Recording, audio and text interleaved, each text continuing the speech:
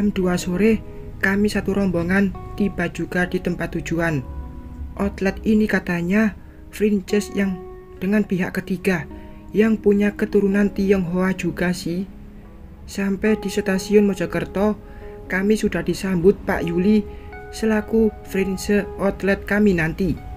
Kami langsung diajak menikmati semangkuk rawon khas Jawa Timur di area stasiun. "Ayo, pada dimakan ya, jangan pada sungkan loh," ucap Pak Yuli dengan logat Surabayanya yang kental. "Iya Pak, terima kasih banyak," jawab kami hampir bersamaan. "Gimana perjalanannya? Menyenangkan bukan?" tanya istri Pak Yuli, berusaha bersikap ramah. "Alhamdulillah, pengalaman pertama cukup menyenangkan," jawab Mas Agus. "Ia adalah SPV di outlet baruku nanti. Ayo dihabiskan makanannya. Habis ini langsung saya antar kalian ke lokasi. Lumayan dekat juga kok dari sini," tutur Pak Yuli pada kami semua. Tak butuh waktu lama, setelah makanan kami habis, kami semua bergegas masuk mobil. Pak Yuli sendiri yang mengendarainya. Ada satu mobil lagi yang dibawa oleh supir Pak Yuli. Kirain jauh, ternyata 2 menit saja kami sudah sampai di lokasi. Lokasinya memang sih berada di pusat kota, tapi entah mengapa aku merasa suasananya enggak seramai waktu di Solo. "Kita sudah sampai teman-teman, semoga kalian semua betah ya di sini," ucap Pak Yuli. Kami bergegas turun dari mobil. "Iya kak, semoga," celetuk Mbak Uni. "Sekarang kalian langsung ke lantai 3 saja. Di sana tempat istirahat kalian. Ada 2 kamar ya, satu buat cowok dan satunya buat cewek. Jelas Cik Wanda. Kita langsung pulang dulu nih, keburu ada acara di rumah. Kalian istirahat dulu aja. Besok aja mulai bersih-bersihnya," tutur Pak Yuli. "Oh iya, di atas ada bahan makanan seadanya. Kalian masak bareng-bareng ya. Dan ini ada sedikit duit, cukup-cukupin ya buat sampai grand opening nanti," ucap Cik Wanda. Ia menyerahkan uang itu pada Mas Agus selaku SPV. "Makasih banyak Cik," jawab Mas Agus.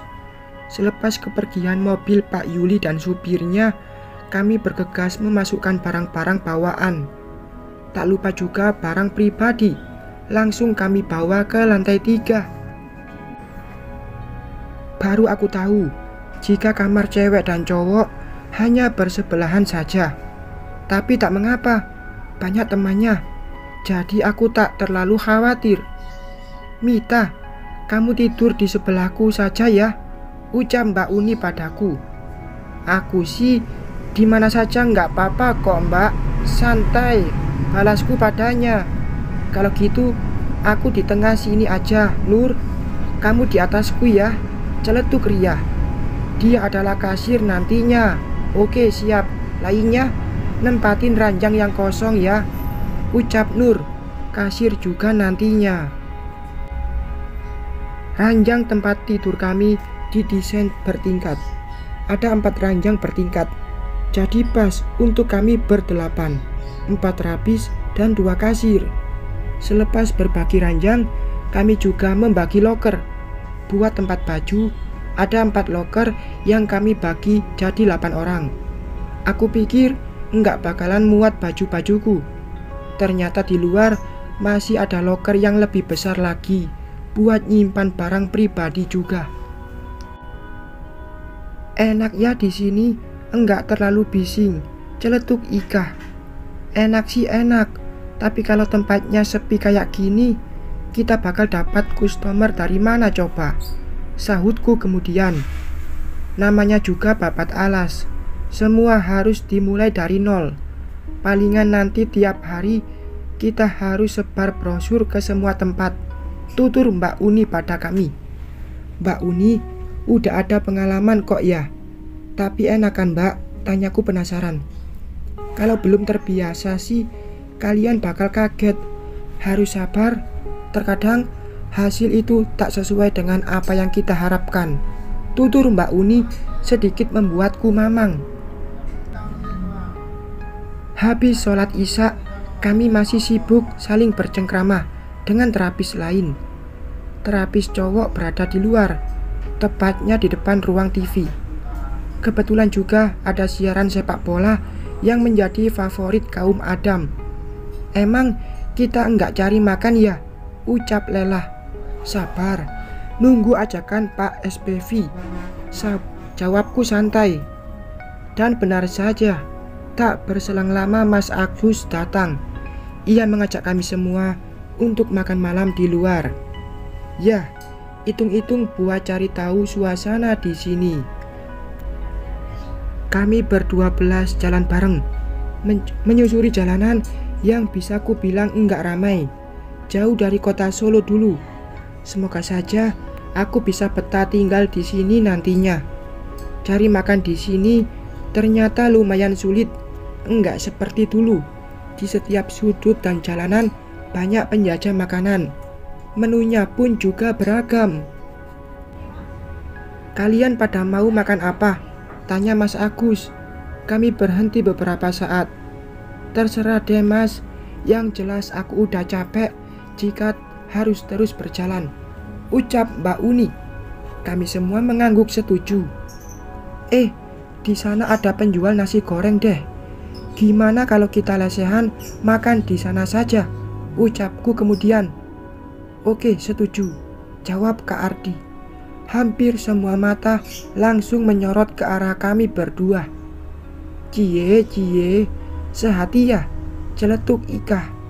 Sontak membuatku sedikit salah tingkah. Kami berjalan lagi dan berhenti di depan kedai nasi goreng yang aku lihat tadi. Di sana Mas Agus selaku SPV memesan makanan untuk kami semua. Ternyata permintaan dari kami pun beragam. Ada yang maunya nasi goreng, mie rebus, kue tiaw, hingga capcay. Dengan sabar, pelayan membuatkan pesanan kami semua. Kalian ini beda-beda banget ya maunya, celetuk Mas Agus. Ia tampak geleng-geleng keheranan. Namanya juga selera, pasti beda-beda lah Mas, sahut Roni, salah satu terapis pria. Iya, oke. Gimana kalau sambil menunggu pesanan datang, kalian main ponsel saja, biar agak tenang dikit gitu di telingaku, tutur Mas Agus. Sontak membuat kami semua langsung terdiam. Pagi harinya kami langsung berkutat dengan alat-alat kebersihan. Sebagian terapis cewek, ada juga yang mendapat tugas memasak untuk sarapan. Ya, meski hanya nasi goreng, tapi lumayanlah buat mengganjal perut di pagi hari. Aku lebih memilih ikut terjun membersihkan area terapi yang masih sangat kotor, dari mengambil sisa-sisa puing bangunan, menyapu, mengepel, hingga membersihkan setiap partisi yang ada. Mit, sini bentar deh, perintah Mas Agus padaku. Iya Mas, ada apa ya? Tanyaku. Aku langsung mendekat ke arahnya. Aku minta tolong ya, kamu belikan es batu di pojok jalan sana. Tapi kamu bawa ember bersih buat tempatnya nanti, pintanya padaku. Iya Mas, jawabku. Ku terima uang hijau darinya. Aku langsung bergegas ke lantai 3 guna mengambil ember bersih. Cukup heran juga aku. Apa ia beli es batu tapi enggak ada kantong plastiknya? Cuaca cukup panas juga ternyata. Padahal aku lihat jam 7 aja belum tepat. Padahal aku telah terbiasa dengan suasana yang sejuk. 10 menit aku berjalan, akhirnya sampai juga ke tempat yang dimaksud oleh Mas Agus. Itu juga aku sempat beberapa kali bertanya pada orang-orang sekitar. Di luar perkiraanku, ternyata es yang dimaksud Mas Agus adalah es bongkahan.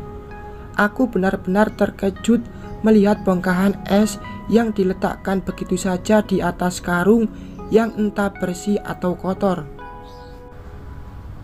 "Mau beli es, Mbak?" sapa bapak itu padaku. "Iya, Pak, 5.000 saja, apa boleh?" tanyaku memastikan. "Buat apa sih, Mbak? Kalau hanya dipakai sendiri, saya kira 2.000 saja sudah dapat seember," tuturnya padaku. "Baik, Pak, 2.000 saja kalau gitu," ucapku. Ku serahkan ember yang ku bawa. Tak lupa uang yang diberi Mas Agus tadi. Dengan membawa seember es batu, aku kembali berjalan ke outlet. Bongkahan es batu yang biasanya ku ketahui digunakan untuk mengawetkan ikan atau ayam, tapi ini bakal ku minum. Enggak banget ku membayangkannya. "Mas, ini kembaliannya dan ini es batunya." Panasnya keluhku saat di depan Mas Agus. "Kok banyak banget kembaliannya, Mit? Udah buat kamu aja. Terus itu esnya kamu bawa ke atas buat bikin es teh nantinya," ucapnya padaku. "Iyalah Mas, 2.000 saja udah dapat seember. Masa iya aku harus beli 20.000, ucapku sambil berlalu. Ku tengok Mas Agus sedikit terkejut. Mungkin tak mengira jika harganya bakal semurah itu. Lumayan juga kembaliannya, bisa buat beli cilok, batinku senang. Aku segera menaiki tangga demi tangga hingga sampai di lantai 3. Di sana teman-temanku yang lain sudah selesai menyiapkan sarapan. Tak lupa teh manis juga udah siap. Tinggal masukin bongkahan es batu ini saja. Wah, pas banget nih. Selesai masak, es batunya datang juga, ucap Mbak Uni padaku. Sini, biar aku yang masukin es batunya." "Mit, kok kamu kelihatan capek banget?" ucap Ika padaku. "Iya, jalan panas. Mana sendiri lagi. Aku minta segelas yang enggak pakai es batu ya," pintaku pada Ika. "Kamu enggak suka minum dingin ya, Mit?" sambung Nur padaku. "Suka sih, tapi aku lagi enggak mau minum es aja," jawabku santai. Aku seperti enggak bisa menelan membayangkan tempat di mana bongkahan es tadi ditaruh. Dan aku juga tak ingin merusak suasana temanku yang lagi pada ingin dingin-dingin. Selesai sarapan bersama, kami sempatkan sebentar untuk beramah-tamah dan saling mengenal sesama anggota outlet baru. Maklum saja, kami ini gabungan terapis dari beberapa tempat. "Istirahat bentar ya, habis ini ada tugas khusus," pinta Mas Agus pada kami semua.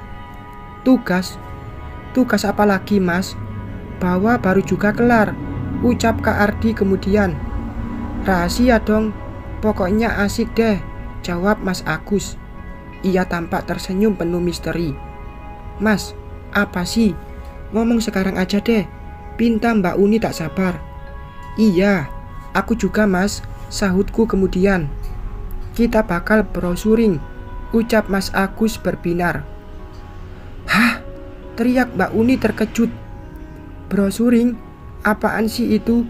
Yang aku tahu hanya lembaran brosur," batinku penasaran. "Kenapa Uni? Enggak apa-apa kan?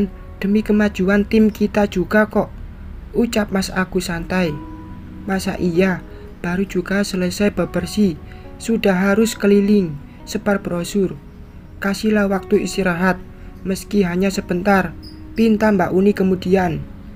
"Iya benar Mas, ntar malam saja kita semua berbagi tim buat sebar brosur. Kasihan yang belum pengalaman bakal terkejut dan kecewa," sambung Roni menengahi. "Baiklah, ntar malam ya. Semua harus siap ya. Gunakan waktu istirahat kalian sebaik mungkin," pungkas Mas Agus mengalah. Seusai sarapan, kami kembali melanjutkan sisa pekerjaan yang tertunda. Ternyata benar-benar menguras tenaga pembukaan outlet baru ini. Beruntungnya tubuh ini tidak terlalu terkejut, jadi tetap kuat menjalani segala aktivitas yang ada. Acara bersih-bersih dan menata aneka partisi dan barang selesai. Kami semua gantian mandi. Selepas itu barulah bebas beristirahat hingga ba'da isya. Bersambung.